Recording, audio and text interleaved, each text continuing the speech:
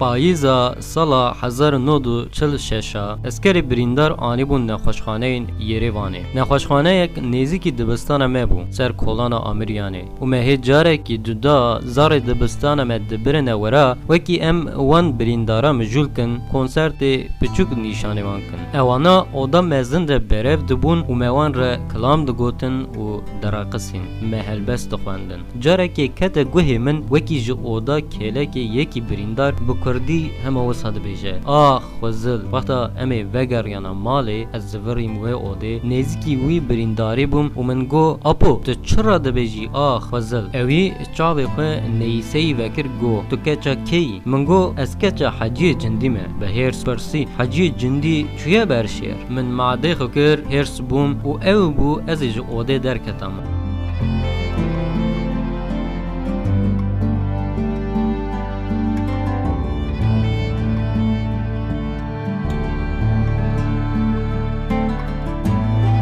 از مام و بخیید جرا گو نا باوی من نبرنشه اپی من شر ده هاتیه کشتنه باوی من نبرنه چمکی دستی وی هی خبر دوی من ده اوی گو نا ولی توی بری خود ببخشینی خوشکا منه بچو از جارنا به هم ده خوی هرسبم و پرسه نهق دکم اوی به بشرک خوش لمن نهری و از جی پیرا بشر خوش بوم باش زیده کر خوشکا منه بچو از نابجم آخ وزل از بیجم آخ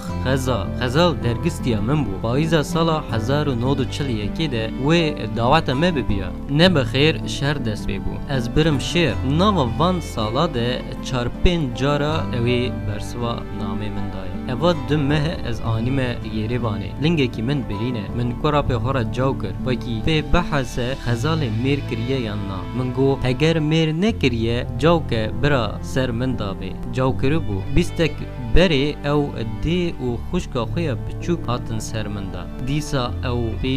او خزال من شرموکه نازک خوشک خاصیا من خو آویت پیسیرا من گریا گو وکی مالخی و جشیر و نگریه و هر دو ایتم مانست دیویده لحظه کی دنی خاصیا من جو اوده درکت من دستین خزال خو پاچ کرن خاصیا من وگریا اودا نخوشخانه ونا خاطر خوش من خواستن گوتن دسه روز دن و دیسا سر من دا بین 20 روزه هیویه من تنن قراب من و ایرو سبه به من جن خوشخانه دردخن هلا به و بسکه چاواج من را بینه آخ خزا من گو اپو جان بین خو فرکه اوی بین هر تشت و باش به از بدلیش هاتم مال من در حق رستم دا ناوی رستم بو گلی کر باب من گو از سبه توی دیات هرم دیتناوی هلا چاوا دکارن عالیه و جامری بک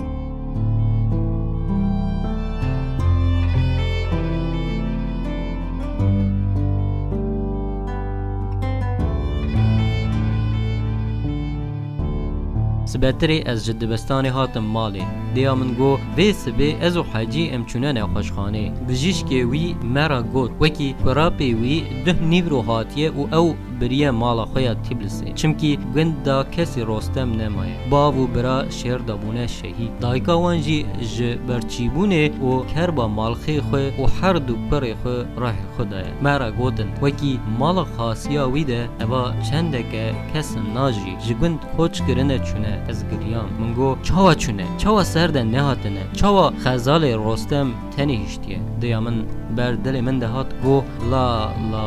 سر هیتلر در رش به شر لنگه کی میرک تنه بو دیا خزال حیفا خو گنه خو کچا خوانیه بوناوی یکیجی قیزا خو جگن در خستیه او هیسیر کی زانن حالو کنه بوی خده با قیزا من تو نک گنه دایکاوی او خزاله لیمن دمک دریش رستم بریندار و خبردان وی جبیر ندکر حیفا من وی خزال نناس دلال و دیا ویا هیسیر دهال